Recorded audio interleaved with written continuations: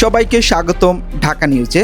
বিশ্ববাজারে স্বর্ণের রেকর্ড পতন, বাংলাদেশের স্বর্ণের দাম কি হতে পারে সামনের দিনে, বিনিয়োগের সঠিক সময় কি এখন, পুরো বিশ্লেষণে জানব বিস্তারিত।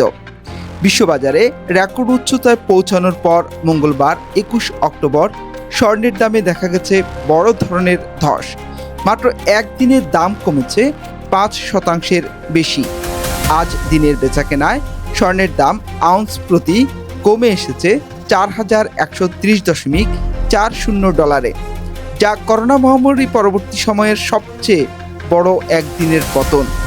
এর ঠিক আগের দিন সোমবার 20 অক্টোবর দাম উঠে গিয়েছিল ইতিহাসের সর্বোচ্চ পর্যায়ে, আউন্স প্রতি 4381.52 ডলার।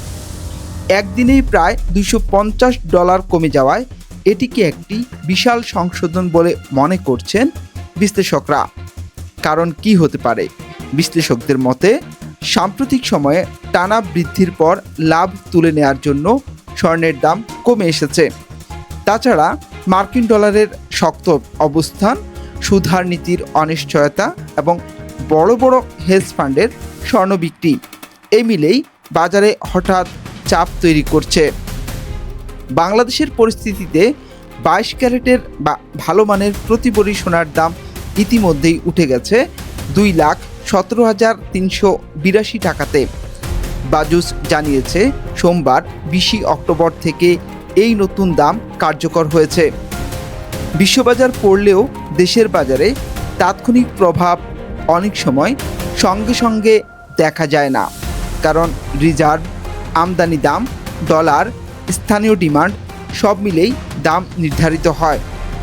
এখন প্রশ্ন, স্বর্ণে বিনিয়োগ করার সময় কি এখন? স্বর্ণে বিনিয়োগ করার সময় কিছু বিষয় মাথায় রাখতে হবে। প্রথমত, আন্তর্জাতিক বাজারে বড় একদিনের পতন মানে এটি হয়তো সাময়িক সংশোধন, আরও কিছুদিন দোলাচলে থাকতে পারে।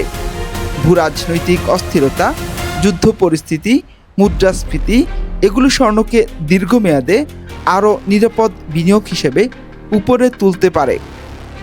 বাংলাদেশের বাজারে সাময়িক স্থিরতা দেখা গেলেও বিশ্ববাজারে বড় ধস অব্যাহত থাকলে কয়েকদিন পরে দেশের বাজারে দাম হার সমন্বয় হতে পারে। এখন প্রশ্ন হচ্ছে, তাহলে কি স্বর্ণ কিনব? স্বল্প মেয়াদে, অর্থাৎ আপনি যদি স্বল্প মেয়াদে চিন্তা করেন তাহলে এখনই স্বর্ণ কেনা ঝুঁকিপূর্ণ, কারণ দাম আরও কিছুটা কমতে পারে।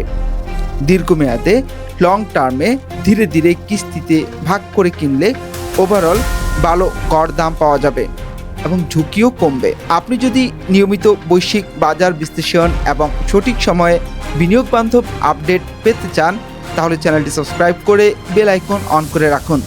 ধন্যবাদ সাথে থাকার জন্য।